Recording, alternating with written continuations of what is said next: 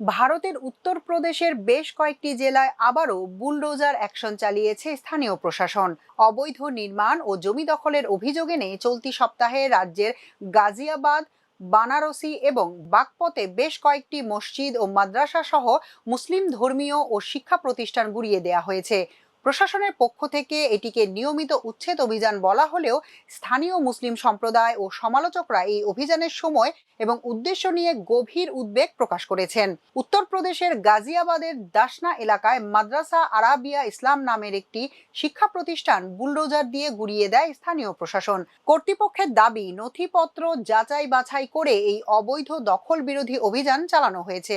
তবে আকস্মিক এই উচ্ছেদের কারণে মাদ্রাসাটির শিক্ষার্থীদের শিক্ষা কার্যক্রম চরম অনিশ্চয়তার মুখে পড়েছে। সবচেয়ে বেশি ক্ষোভ ও উত্তেজনা ছড়িয়েছে বানারসি রাজঘাট এলাকায়। সেখানে কাশী মডেল রেলওয়ে স্টেশন পুনরুন্নয়ন প্রকল্পের জন্য গভীর রাতে এক আকস্মিক অভিযানে প্রায় 200 বছরের পুরানো আজগাইব শহীদ মসজিদ ভেঙে ফেলা হয়। রেলওয়ের জমিতে এই স্থাপনাটি ছিল দাবি করে প্রশাসন জানায়, আদালতে সবুজ সংকেত মেলার পরই উচ্ছেদ চালানো হয়েছে। তবে স্থানীয় বাসিন্দারা জানান, মসজিদ ও সংলগ্ন কবরস্থানটির সঙ্গে প্রায় 2 শতাব্দীর ইতিহাস ও ধর্মীয় আবেগ জড়িয়েছিল।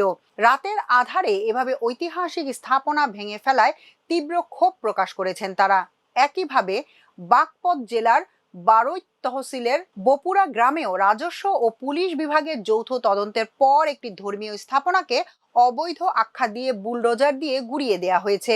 বুলডোজার দিয়ে এসব উচ্ছেদ অভিযান চালানোর সময় যে কোনো ধরনের প্রতিবাদ বা আইন শৃঙ্খলার অবনতি রুখতে প্রতিটি এলাকায় বিশাল পুলিশ ও নিরাপত্তা বাহিনী মোতায়েন করা হয়। বর্তমানে ওইসব এলাকায় থমথমে পরিস্থিতি বিরাজ করছে এবং পুলিশি টহল জোরদার করা হয়েছে। উত্তরপ্রদেশে যোগী আদিত্যনাথের সরকারের এই বুলডোজার নীতি নিয়ে দীর্ঘদিন ধরেই সমালোচনা চলছে। মানবাধিকার কর্মী এবং মুসলিম সংগঠনগুলোর অভিযোগ, আইনি প্রক্রিয়া পুরোপুরি মেনে না চলে এবং আত্মপক্ষ সমর্থনের সুযোগ না দিয়ে উদ্দেশ্য প্রণোদিতভাবে মুসলিম ধর্মীয় প্রতিষ্ঠান ও ঘরবাড়িকে নিশানা করা হচ্ছে। যদিও সরকারের দাবি, তারা শুধু আদালতের নির্দেশ এবং আইন মেনেই কাজ করছে।